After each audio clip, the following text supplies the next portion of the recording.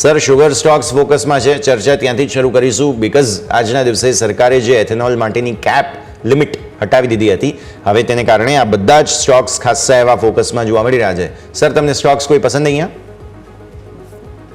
બિલકુલ, આખું sector buzzing છે અને આ જે ન્યૂઝ છે સિગ્નિફિકન્ટ છે, જે ઇથેનોલ બ્લેન્ડિંગ પરના રેસ્ટ્રિક્શન દૂર કરવામાં આવ્યા છે.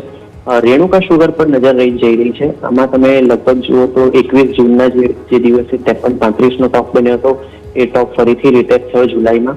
અને હવે અગર જો આ રેઝિસ્ટન્સ 52 રૂપિયાની આજુબાજુનું ક્રોસ થાય છે તો પછી એક સિગ્નિફિકન્ટ બ્રેકઆઉટ કન્ફર્મ થયેલું ગણાય છે. અને એક કેસમાં એટલીસ્ટ હું 62 થી 63ના લેવલ્સ આ સ્ટોકમાં જોઉં છું. તો રેણુકા પર નજર રહેશે. બલરામપુર ચીનીમાં ઓલરેડી એક ડિસન્ટ આઉટપરફોર્મન્સનો ફેઝ આપણે જોયો છે અને આ મહિને આ સ્ટોક 28% ઉપર છે.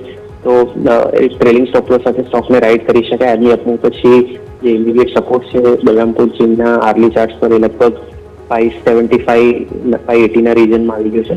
પણ રેણુકા શુગરને ફ્રેશ બાઇંગ માટે હું જે રેઝિસ્ટન્સ લેવલ કીધા એની પર જરૂરથી લેવાની ભલામણ કરીશ.